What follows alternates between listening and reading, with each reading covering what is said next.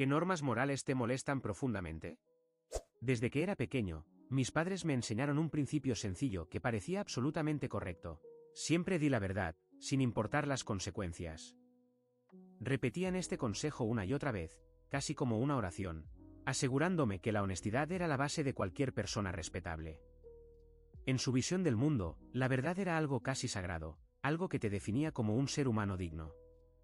Yo les creí. Absorbí estas enseñanzas como una esponja, sin cuestionarlas, convencido de que la verdad siempre triunfaría.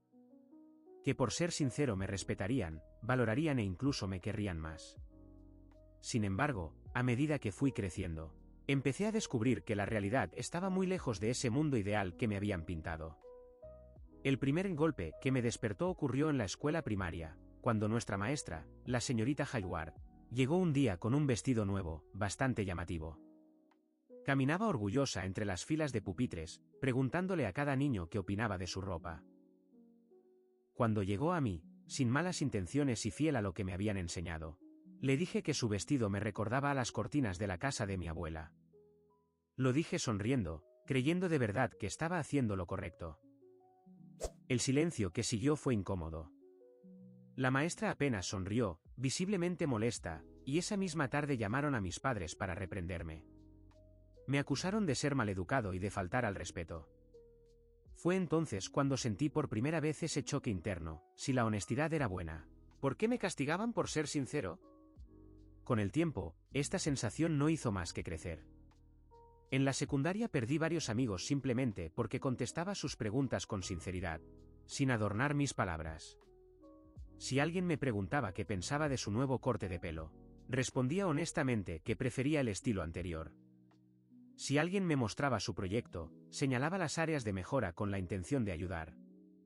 Sin embargo, en casi todas las ocasiones, la respuesta que recibía era distancia, incomodidad o incluso ruptura de la amistad.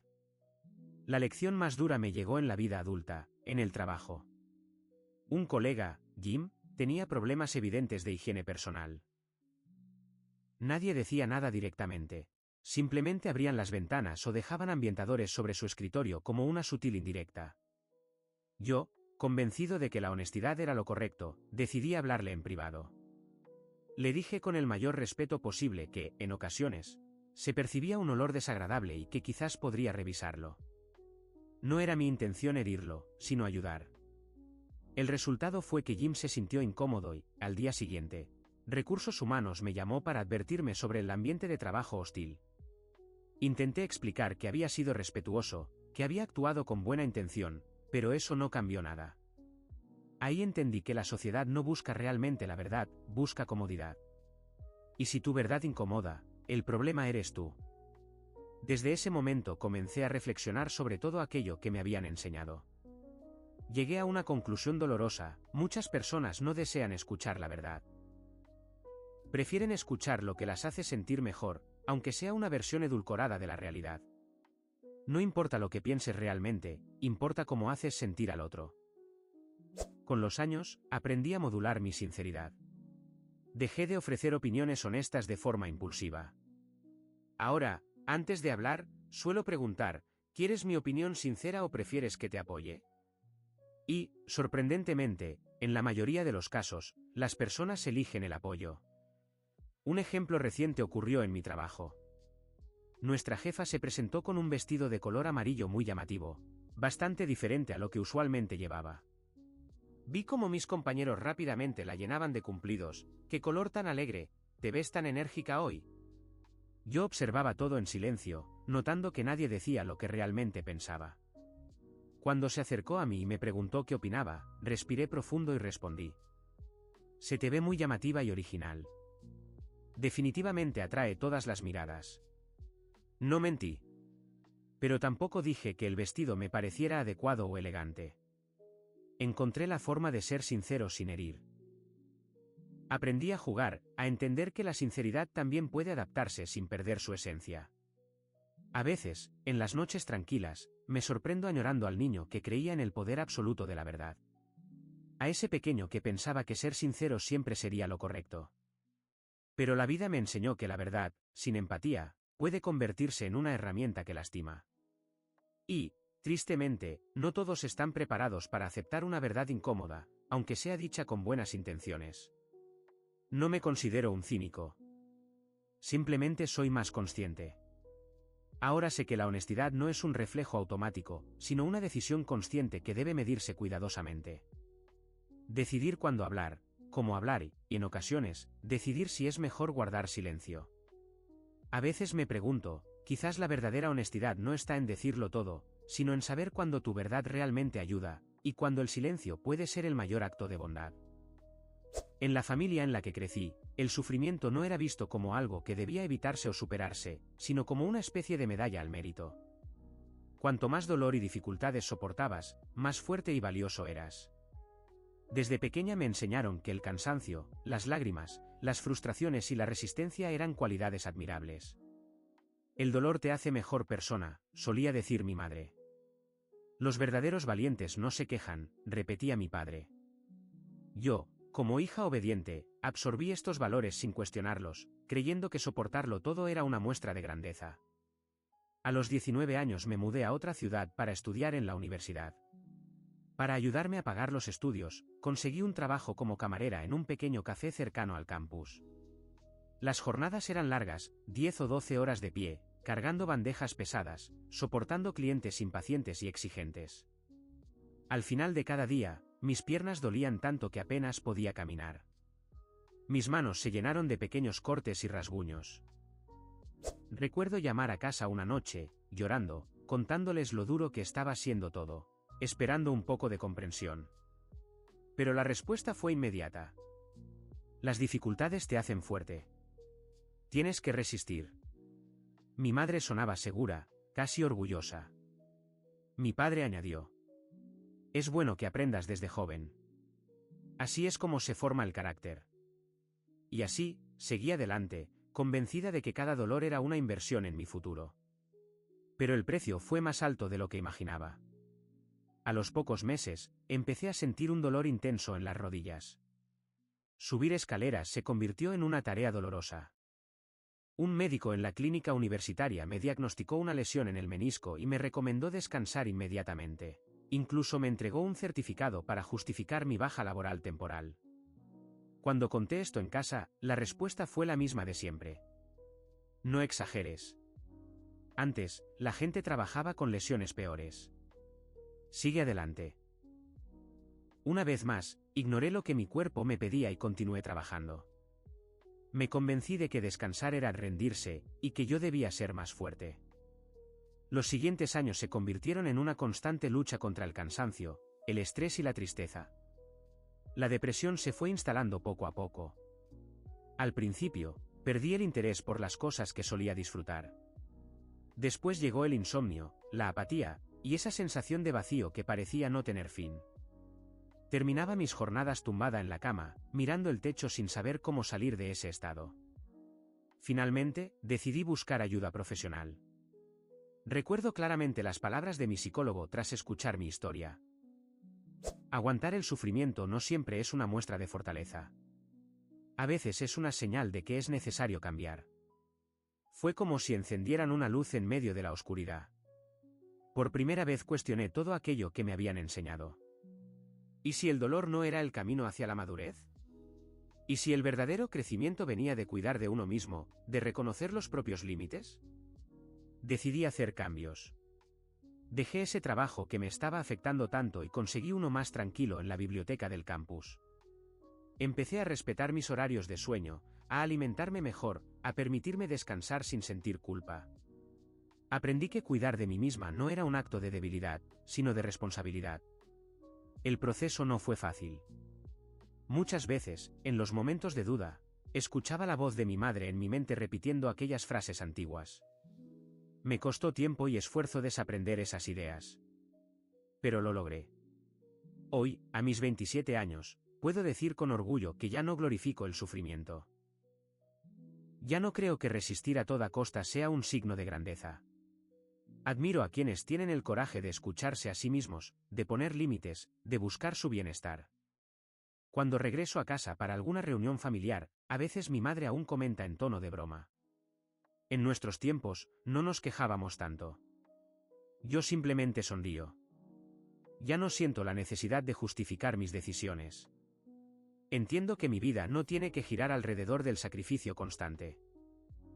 Ahora sé que la felicidad no es un lujo reservado para unos pocos, es un derecho que merece ser defendido. Que cuidar de uno mismo también es un acto de amor y fortaleza. Y quizá la verdadera valentía consiste en tener la fuerza de decir: elijo no vivir en el sufrimiento. Desde pequeño me enseñaron una regla muy clara: debes respetar a los mayores sin cuestionarlo. No porque fueran más sabios, no porque fueran más amables, simplemente por el hecho de haber nacido antes.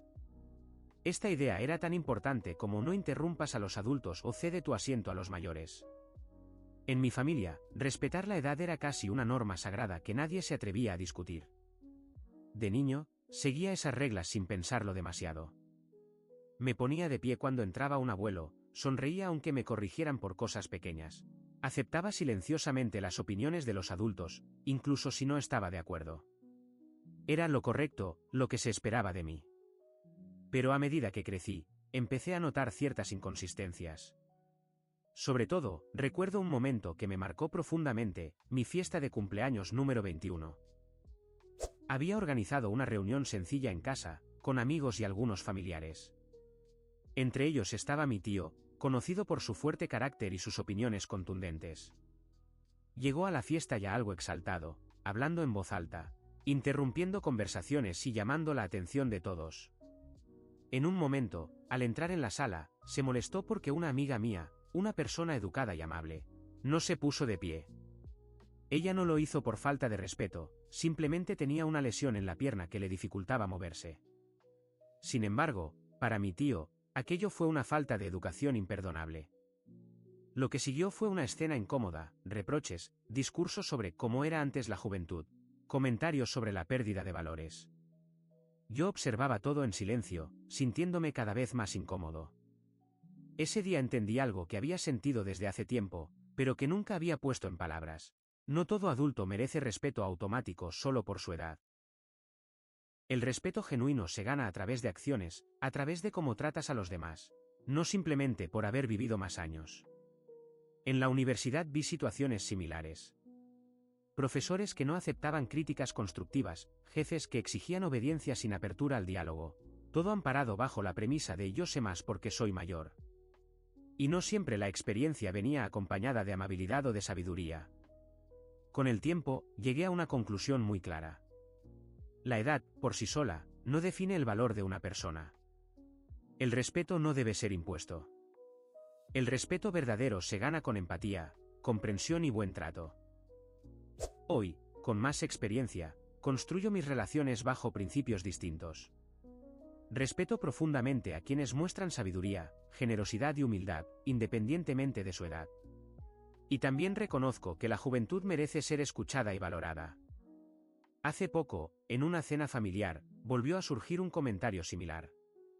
Un familiar empezó a hablar de los jóvenes en un tono algo crítico, recordando cómo antes todo era mejor.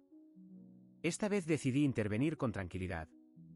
La experiencia de vida es valiosa, pero también lo es el respeto mutuo. Podemos aprender unos de otros, sin importar la edad. Hubo un momento de silencio, pero sentí que mis palabras fueron escuchadas. No se trataba de confrontar, sino de recordar que el respeto real es una elección consciente, no una obligación automática. Hoy sé que el respeto más valioso es aquel que nace de la admiración sincera, de las acciones, de la bondad. No del simple paso del tiempo. Y si algo quiero transmitir a las futuras generaciones, es esto. El respeto se construye, no se exige. Desde pequeños nos enseñan que la cortesía es la base de una buena educación. Que debemos saludar, sonreír, preguntar cómo están los demás, hacer cumplidos, incluso cuando en realidad no sentimos decir esas palabras. Durante mucho tiempo acepté estas reglas sin cuestionarlas. Parecía que así era como debía funcionar el mundo.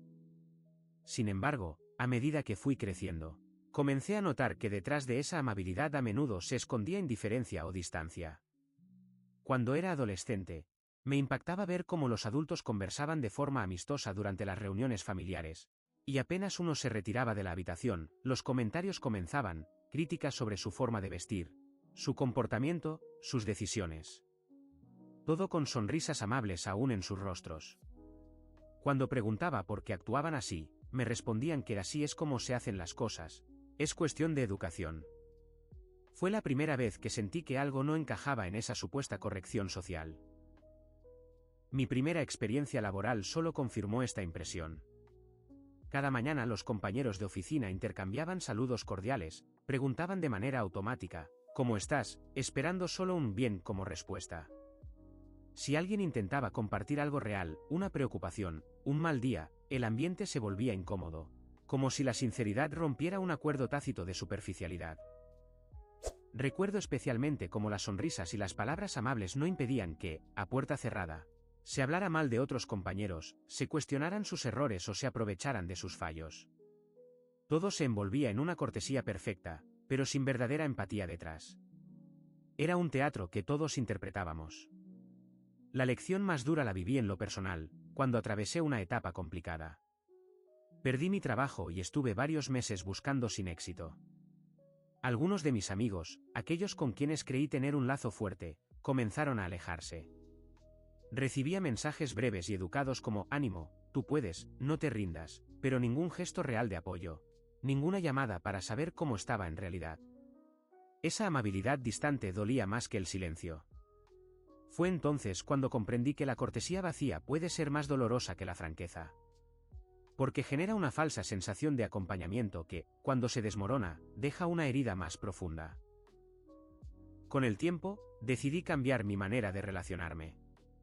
Hoy valoro más el silencio sincero que una palabra dicha por compromiso. Prefiero preguntar cómo estás, solo si de verdad quiero escuchar la respuesta. Y si no tengo nada genuino que decir, elijo respetuosamente guardar silencio. Sé que en el mundo actual la cortesía facilita la convivencia, evita conflictos, suaviza las diferencias. Pero también sé que, sin sinceridad, esas palabras se vacían de significado. Prefiero vivir en un mundo donde la honestidad, aunque a veces incómoda, construya vínculos verdaderos.